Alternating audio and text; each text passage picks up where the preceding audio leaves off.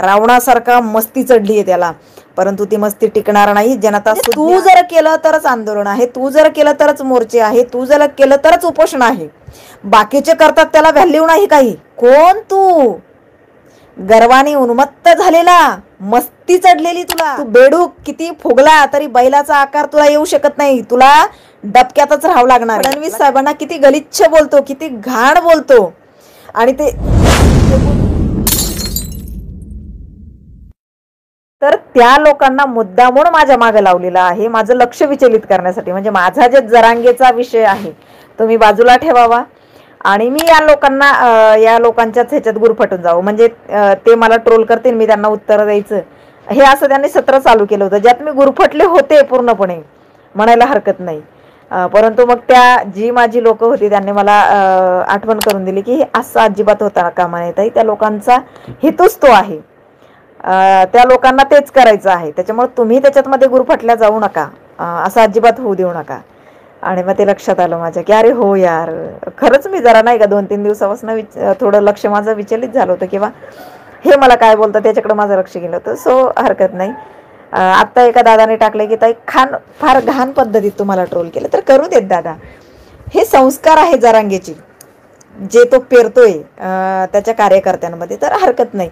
आता तुम्ही सांगा, तू किती भाजपच्या उमेदवारांना, भाजपच्या आमदारांना किंवा फडणवीस साहेबांना, आपल्या महाराष्ट्राचे गृहमंत्री फडणवीस साहेबांना किती गलिच्छ बोलतो, किती घाण बोलतो. आणि ते जे कोण राऊत आहेत बार्शीचे, त्यांनी त्याला उत्तर दिलं की तू काय बोलतोय, तुला कळतंय का? तर त्यांना पण किती ट्रोल करण्यात येते. काय तर 1000 गाड्या, काय तर 100 गाड्या त्याला भेटायला गेल्यात. कुणाच्या आहेत त्या मला सांगा ना. महाविकास आघाडीचे कार्यकर्ते गाड्या भरून जातात आणि जरांगेचे कार्यकर्ते म्हणून घोषित करतायत. हे समाजाला कळून चुकलेलं आहे. आज ती संभाजीनगरला ती लेकबाळ जी आहे आपली, ते लेकरू बसलंय. कशासाठी बसलंय? की याने आरक्षणापासून पळ काढलाय जरांगेने. याने आरक्षणाला याने वेगळ्या दिशेला कलाटणी दिलीये. आरक्षणाला वेगळा गंध याने लावलाय. जो मुद्दा घेऊन हा बसला होता, याच्या तोंडाने हा बोललेला. ज्या वेळेला लाठीचार्ज झाला त्यावेळेला त्याच्यानंतर हा याच्या तोंडाने बोललेला की मी फक्त मराठवाड्यापुरता बसलेला आहे. त्याच्यानंतर जसं शरद पवार याला सांगत गेले तसा हा याचे मुद्दे भरकटवत गेला. म्हणजे काय, आता मराठवाड्याच्या जनतेच्या एक बाब मात्र अगदी प्रामुख्याने लक्षात आलेली आहे की जरा आत्ता नाही तर कधीच नाही. आणि म्हणून ते लेकरू, ती मुलगी उपोषणाला बसलेली आहे. जरा हा खरंच मराठ्यांसाठीच करत होता ना, मग ती पोरगी याला का दिसली नाही? त्या पोरीने कुठे याचा विरोध केला? तिचं म्हणणं आहे मराठ्यांना सरसकट देऊन टाका, मराठवाड्याला सरसकट देऊन टाका. आणि तिची मागणी जी आहे ती अगदी रास्त आहे, अगदी योग्य आहे. मग हा व्यक्ती, हा मनोज जरांगे, हा किती फुगलेला आहे. हा का गेला नाही तिथे? हा का गेला नाही? हा माणूस गर्वाने इतका फुगलाय, हा इतका उन्मत्त झालाय की याला भानच नाहीये हा काय करतोय. याचं म्हणणं आहे फक्त मीच. ज्या वेळेला मराठा आरक्षण येईल, त्यावेळेला नाव निघेल, त्यावेळेला फक्त माझाच उल्लेख झाला पाहिजे. रावणासारखा मस्ती चढली आहे त्याला, परंतु ती मस्ती टिकणार नाही. जनता सुज्ञ आहे. मराठवाड्याच्या लोकांनाही लक्षात आलं. लक्षात ठेवा, वैचारिक लोकांना, मराठवाड्याच्या वैचारिक लोकांना लक्षात आलंय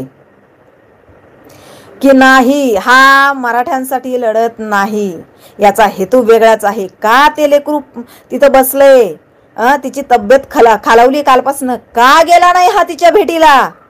का गेला नाही मनोज जरांगे? मला सांगा, या प्रश्नाचं उत्तर द्या. ती मुलगी कुठलंही राजकारण करत नाहीये, मग काय याला ती लेकरू दिसलं नाही? ते लेकरू नाहीये का मराठ्यांचं? तिचाही वाटा आहे ना त्याच्यामध्ये खारीचा. आणि याला वाटलं कुठंतरी आता ही श्रेय घेती. ज्या वेळेला काही मराठा बांधवांनी नेते लोकांना प्रश्न विचारायला सुरुवात केली, त्यावेळेला हा म्हटलं नाही, आंदोलन संपलेलं आहे मराठ्यांचं आंदोलनच चालू नाहीये.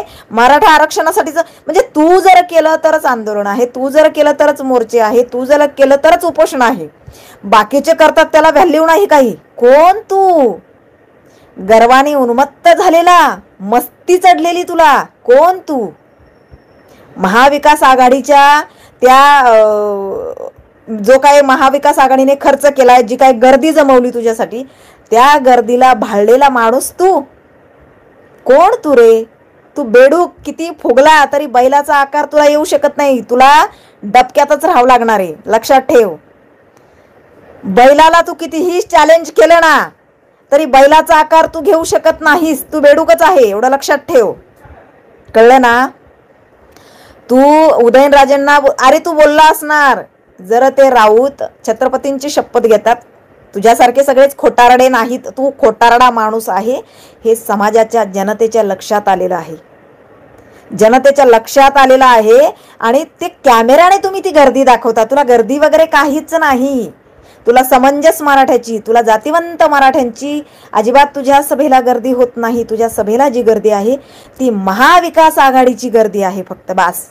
हे मान्यच करावं लागेल.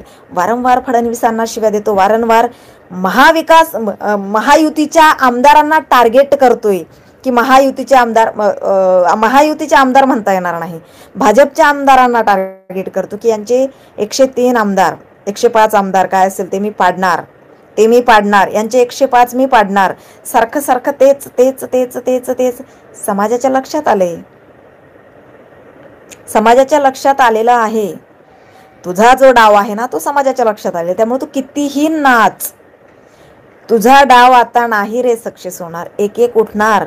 तुला आता सोलापूरच्या लोकांनी तुझे बॅनर लावून तुला प्रश्न विचारलाय, तुला महाराष्ट्रातनं सगळीकडनं विरोध होणार, एवढं लक्षात ठेव. तू जो काय डाव तुझ्या मालकाने आणि तू रचला ना माझं लक्ष विचलित करण्याचा, मागच्या वेळेस काय तर एक 3 महिन्यापूर्वी कुणातरी माणसालाच मला कॉल करायला लावायचे, नाही ताई तुमचं खूप काम चांगलं आहे, माझ्याकडे आहे तेही आहे, वेळ आला की सगळं वाजवणार तुझ्या गोष्टी, मी सगळ्या गोष्टी तुझ्या वाजवणार. मला धमकावून बघितलं, मला धमक्या देऊन बघितलं, मला ब्लॅकमेल करून बघितलं, सगळं काही बघितलं. आता तो शेंबडा एक नाही का, त्याची अवकातच नाहीये मी त्याचं नाव घ्यावं त्या शेंबड्याचं. हा तो काहीच नाहीये, तो कळलं ना, तो झुडूप आहे. अशा झुडूपाचं मी नावही घेणार नाहीये. आणि त्याला तुम्ही प्लॅनिंग करून माझ्या मागे लावताय का, म्हणजे हिचं नाव घ्यायचं, हिला घाण बोलायचं, काय आणखी कोणचा तो अण्णा आहे काय बाबा, नाना का अण्णा काय माहिती. आणि त्याने पण घाण गलिच्छ शिवी दिली मला. अरे बिंदास द्या तुम्ही, संविधान आहे, मी वारंवार सांगते, हे माझ्या देशाला माझ्या महाराष्ट्राला संविधान लागू झालेलं आहे, त्यामुळं तुम्ही काही करा, परंतु ज्या वेळेला कायदेशीर बाबींना तिथं उत्तर द्यायला मात्र नक्की या. हा एवढं लक्षात ठेवा. त्यावेळेला उपोषण आंदोलन करून चालणार नाही, हा तिथं कोर्टातमध्ये तुम्हाला यावंच लागेल. हा तर माझा जो लढा आहे तो संस्कृती विरोधात विकृती असा आहे. म्हणजेच या विकृती विरोधात मी माझी संस्कृती उभारलेली आहे आणि तुमची विकृती मी समाजापुढे उघडी करते. तुम्ही ज्या विकृत बुद्धीचे आहात ती मी समाजाला दाखवून देते की नाही हे काय आहेत, यांनी काय केलंय, आणि ते समाजाला पटतंय, समाजाला पटतंय ते, कारण त्याच्यामध्ये राजकारण नाहीये, त्याच्यामध्ये कुठलंही भेसळ नाहीये, नाही का, जातिवंत आहे ना, त्याच्यामुळं अगदीच माझे शब्द असतात ते स्वच्छ असतात, अगदी समोरच्याला कळतील असे असतात. मला ज्या प्रश्नावर बोलायचे, ज्या मुद्द्यावर बोलायचे मी ठामपणे असते, मी भरकटू देत नाही माझा विषय.